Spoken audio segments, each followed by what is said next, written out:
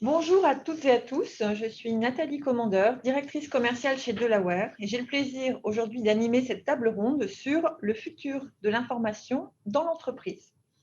Alors, si vous voulez tout savoir sur ce que veulent dire ces mots un peu barbares tels que EIM, Z, XECM, etc., tout ce jargon qu'on utilise chez OpenText et surtout ce que cela apporte dans l'entreprise et particulièrement à celles qui ont déjà un ERP, alors c'est ici que ça se passe. Alors pour cela, je reçois l'un de nos meilleurs experts en la personne de Johan Portelli, Bonjour Nathalie. Senior EIM Manager chez Delaware. Donc bonjour Johan. Est-ce que tu peux tout d'abord nous dire ce que EIM signifie? Oui, alors, bien sûr. Comme tu l'as dit, on utilise énormément d'acronymes et EIM en est un. Donc sa traduction, mot à mot, c'est Enterprise Information Management. Concrètement et en français, qu'est-ce que cela signifie? C'est la capacité à savoir bien gérer l'information au sein de l'entreprise. Et j'ajouterais, et c'est très important dans cette notion de bien savoir gérer l'information, c'est la relation que l'on peut avoir entre une donnée métier et des documents. Voilà. Donc tout l'enjeu de l'EIM est là, et d'apporter des solutions, ou en tout cas des revues sur les processus métiers pour lier la donnée métier à une information contextualisée, soit au travers d'un flux documentaire ou autre. Très bien. Alors, est-ce que tu peux nous donner un exemple très concret d'EIM dans l'entreprise? Oui, oui, tout à fait. Le premier exemple qui me vient à l'esprit, c'est autour de la gestion d'un contrat, par exemple, dans l'entreprise. Le contrat, il est transverse à plusieurs entités. En fonction de qui vous êtes, ce contrat, ce qui va vous intéresser, c'est si vous êtes l'acheteur, c'est d'accéder bien sûr au contrat, mais d'avoir tout de suite accès à un type d'information, type date de renouvellement. Par contre, si vous êtes le responsable financier, sur ce contrat, ce n'est pas vraiment la date de renouvellement qui vous intéresse, c'est plutôt le niveau de risque encouru ou celui qui est en cours sur ce contrat. Et si vous êtes plutôt responsable production, ce qui va vous intéresser, c'est le suivi d'exécution. Voilà. Donc, avec le même contrat, on voit bien que sur le même document, la donnée qui va être pertinente pour l'utilisateur en fonction de son rôle n'est pas la même. Et c'est bien là l'intérêt de la solution UIM. Ok, très bien, parfait Johan. Alors, avant de rentrer un peu plus dans le détail des solutions, de cas concrets clients, ce qui serait intéressant que tu nous décrives brièvement, ce sont les tendances, les enjeux aujourd'hui auxquels les entreprises doivent faire face et par rapport à l'EIM justement. Le premier enjeu, il y en a plusieurs. Rien de caché, il faut bien en choisir quelques-uns, mais si j'en prends 3 principalement, le premier serait d'avoir la capacité à améliorer les processus métiers. Aujourd'hui, c'est un grand enjeu que les entreprises rencontrent, c'est-à-dire qu'on cherche à tout transformer de manière digitale. Et l'idée de la transformation, c'est pas juste transformer pour transformer, c'est d'améliorer l'efficacité. Voilà. Donc ça, c'est le premier enjeu. Le second, ça va être d'apporter de la transversalité entre les métiers. Comme je viens de donner l'exemple sur les contrats, ce qui est intéressant, c'est avec une plateforme, un outil, peu importe le moyen, donner l'accès aux utilisateurs dans leurs tâches à l'information de manière transverse. Parce qu'aujourd'hui, avec des applications métiers, c'est assez siloté. Eh bien, on va essayer de casser ces silos. Et puis, un troisième enjeu, ça va être justement de contextualiser l'information. C'est-à-dire que ce n'est pas le tout de donner accès à la bonne information, il faut encore apporter un plus, une valeur ajoutée.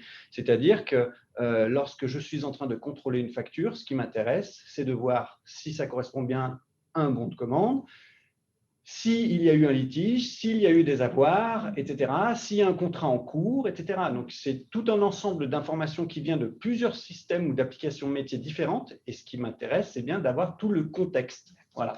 Très bien. Et ça, j'imagine que ça concerne toutes les entreprises, quelle que soit leur taille, quel que soit leur secteur d'activité. C'est une tendance générale que tu constates partout. Tout à fait. Alors maintenant qu'on comprend mieux ce que c'est que l'EIM, ces grands enjeux qui se cachent derrière. Est-ce qu'on va rentrer un peu plus dans le détail? Est-ce que tu peux nous citer plus particulièrement un produit, une solution d'OpenText, la suite OpenText, qui apporte le plus de valeur aux entreprises? Par rapport à ton expérience passée, quel est ce produit, quelle est cette solution qui te paraît la plus intéressante? Même si, quand on revoit un process, on peut parler de change management, moi, je vais vous parler plus de solutions informatiques. Et là, sans hésiter, je peux vous parler de XSM, Extended Enterprise Content Management, encore un acronyme. Souvent, on l'associe à une GED, mais je trouve ça un petit peu trop réducteur. Et d'ailleurs, on s'oriente plus sur de l'EIM, parce que le but de cette solution, d'ailleurs, c'est une solution qui est plus une plateforme qu'un simple outil. Le but de cette solution est donc de relier vos applications métiers avec tout un ensemble d'informations pertinentes, documentaires ou autres, parce qu'il n'y a pas que des documents qui sont vecteurs d'informations dans l'entreprise. Et c'est donc bien XSM, cette solution, qui va apporter de la valeur en participant à toutes ces transformations digitales dans l'entreprise. D'accord. Et en apportant une collaboration forte, transverse au métier. Très bien, c'est parfaitement clair. Alors maintenant que les choses se clarifient petit à petit, il devient tout à fait pertinent de rentrer dans un cas concret. Donc, je crois que tu nous as préparé 2 exemples donc, de cas d'entreprise que tu as accompagnés, que Delaware a accompagnés. Alors, on ne pourra pas citer le nom de ces entreprises, puisque c'est quelque chose de confidentiel, mais on va pouvoir vraiment décrire ce qu'on a fait chez eux. Donc, tu peux commencer par le premier cas, si tu veux bien. Le premier cas, c'est donc dans le secteur automotive. On a un client qui est français, mais qui est très présent à l'international, avec des unités de production, mais de conception comme de production un petit peu partout dans le monde. On les a aidés, tout d'abord, là je vous ai cité l'exemple des contrats, pareil, avec de la gestion de contrats au travers de la solution. On mettait en place cela, malgré des différences de culture, des différences de langue, des différences aussi de problématiques, parce qu'en Chine, c'était plus des usines de production, ou au Brésil aussi, c'était de la production, alors qu'en Allemagne et en France, c'était plus des unités à la fois de conception et de production, mais la solution, elle a bien permis d'unifier toute l'information, de la rendre accessible et disponible à tout le monde, et avec cette orientation utilisateur qui a donné un bénéfice énorme, puisque justement on s'est rendu compte que les Français et les Allemands arrivaient à communiquer malgré les différences de langue et de culture. Et ça, c'était quelque chose de pas forcément évident, et ça a apporté énormément de valeur en termes de réduction. Et je crois savoir que cela concernait une volumétrie de contrats de plusieurs dizaines de milliers de contrats. Oui, tout à fait. Donc, l'enjeu était assez énorme. Et qui dit enjeu énorme, une fois qu'il s'est réussi, c'est bénéfice énorme, quelque part, pour l'entreprise. Oui, plusieurs dizaines de milliers de contrats. Mais le gain le plus évident a été plus sur la fiabilité, l'accessibilité, donc la vitesse d'accès à l'information pertinente, et la fiabilité de cette information. L'unicité de l'information. Et je crois aussi que chez ce client, donc il y a eu un premier lot de déploiement donc du lot contrat dans le monde entier, et ensuite en termes de projet de déploiement, donc ils vont passer ensuite aux achats, etc. C'est une stratégie de déploiement qui est propre à ce client et qui a bien fonctionné. Tout à fait. Avec ce projet, ils ont pu démontrer que de manière transverse aux métiers et transverse aux unités partout présentes dans le monde, c'était possible d'améliorer la collaboration.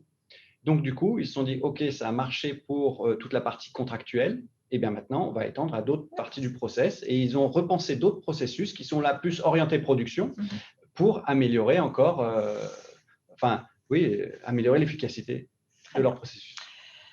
Très bien, Johan. Donc, ce qui serait intéressant, c'est que tu nous parles maintenant du deuxième cas, de la deuxième entreprise que tu as sélectionnée aujourd'hui pour en parler. Oui, alors là, c'est une entreprise dans un autre secteur d'activité, dans l'oil and gas.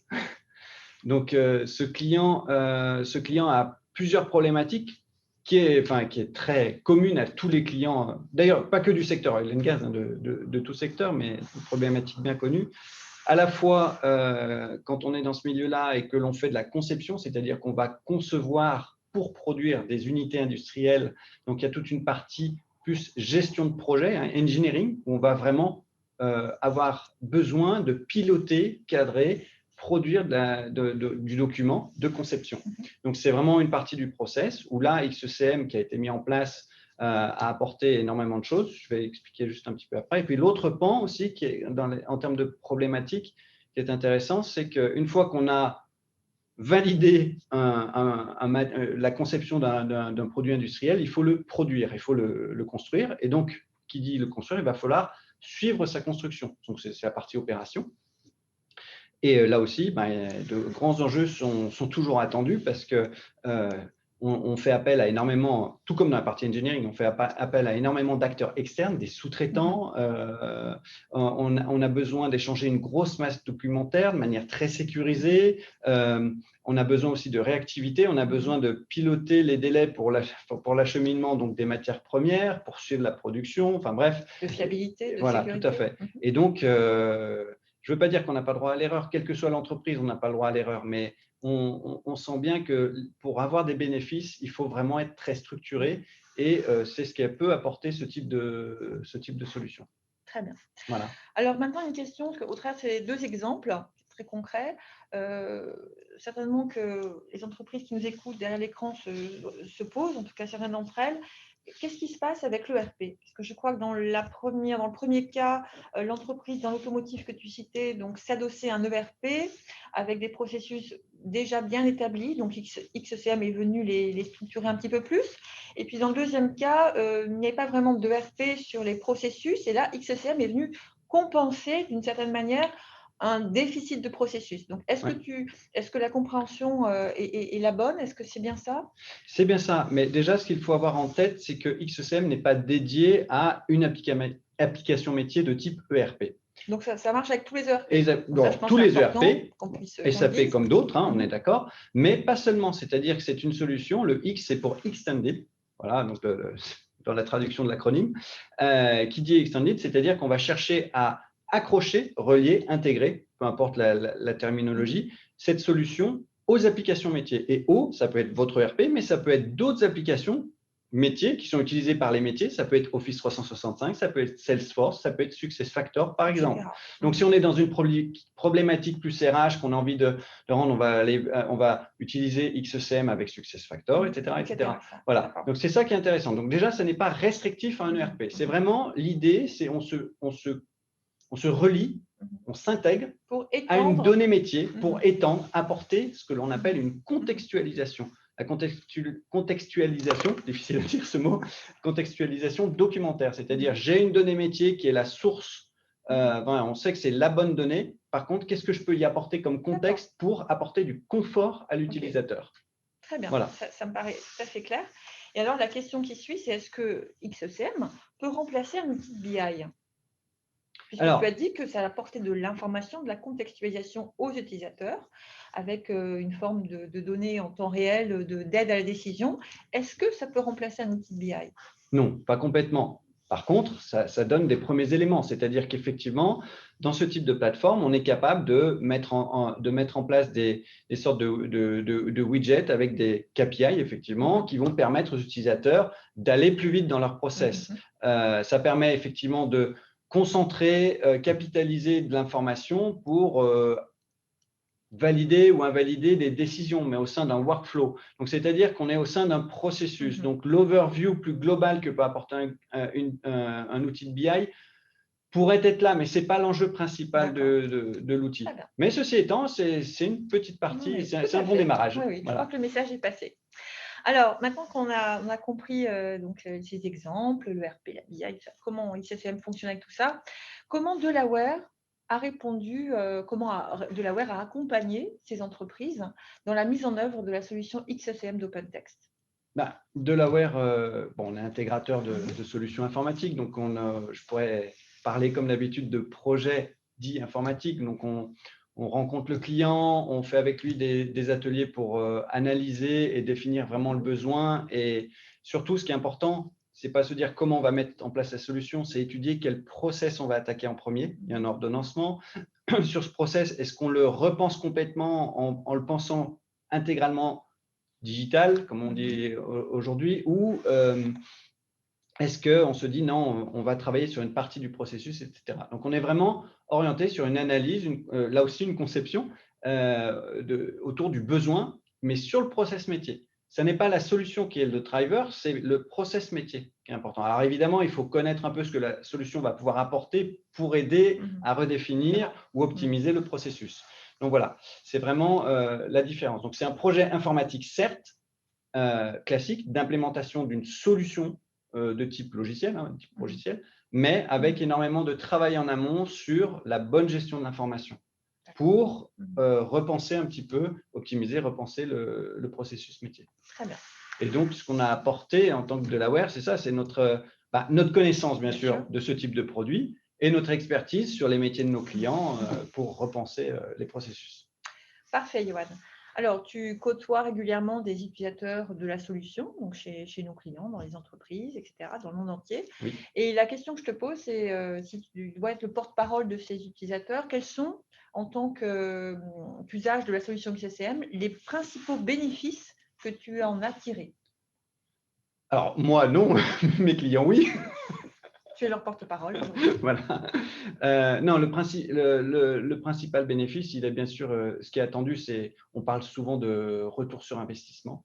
Chose qui est très difficile d'ailleurs à calculer quand on parle de GED, uniquement de GED, de mise en place de GED, on parle souvent de ça. Par contre, c'est déjà un peu plus évident de se dire que quand on repense un processus, quand on arrive à l'accélérer, quand on arrive à le fiabiliser, quand on arrive à mieux communiquer avec des sous-traitants externes, avec des outils adaptés qui permettent justement d'ôter du stress, de donner accès qu'à la bonne information. Bref, tous ces éléments sont des éléments un petit peu plus quantifiables. C'est toujours difficile de faire un calcul de ROI, mais c'est toujours quand même plus quantifiable. Et c'est surtout que les entreprises se disent, on a fait un gros effort, mais on voit le résultat rapidement. Et d'ailleurs, comme dans toute entreprise, on parle de conduite au changement, on sait pour avancer, il faut aller de l'avant et aller sur des modifications sur les process. Et là, c'est vraiment un outil qui nous permet d'accélérer ces conduites au changement, parce que justement, il est très structurant. Il rebat les cartes sans pour autant remettre en cause les outils déjà en place. Et au final, pour finir, ce que ça va apporter, c'est que l'utilisateur va être concentré, on va lui offrir une expérience utilisateur, on va lui offrir de la donnée pertinente par rapport à son rôle et ses tâches. Et c'est bien ça tout l'enjeu. On se recentre de nouveau sur l'utilisateur avec tous les outils en place. Je pense que ça va donner envie à beaucoup d'entreprises. Moi, j'espère. Voilà. En tout cas, ceux qui se lancent. On est là. Alors, en synthèse, Johan, si tu dois donner un message à l'auditoire qui nous écoute religieusement, quel serait ce message? Donc, si j'ai un message à adresser aux personnes présentes ici, c'est simplement que, quel que soit le processus dans l'entreprise, la solution peut adresser justement sous le couvert de repenser le processus ou simplement de l'optimiser. Ce qu'il faut avoir en tête, c'est bien ça, c'est que XCM n'est pas dédié à une application métier, mais tout type d'application métier. Et donc, les processus métiers, justement, on peut les adresser. Et là-dessus, on peut vous aider. On est habitué à cela, donc sur un grand nombre de secteurs d'activité différents, donc il n'y a pas de souci. Très bien, Johan. Un grand merci pour ton témoignage et tes retours clients. Je t'en prie. Et un mot de la fin. Donc, en effet, Delaware, chez Delaware, nous ne sommes pas seulement des spécialistes des technologies SAP, OpenText, Microsoft. Nous sommes également des experts en stratégie de gestion de l'information, donc au service des entreprises, quel que soit le secteur d'activité, comme Johan le disait. Et vous l'aurez compris, le RP ne fait pas tout, la BI non plus. Il est intéressant de voir qu'avec des solutions telles que XCM, les entreprises peuvent apporter plus de valeur à leurs données, à leurs documents, et ainsi poursuivre, développer leur programme de digitalisation. Merci pour votre écoute. Place aux questions avec grand plaisir.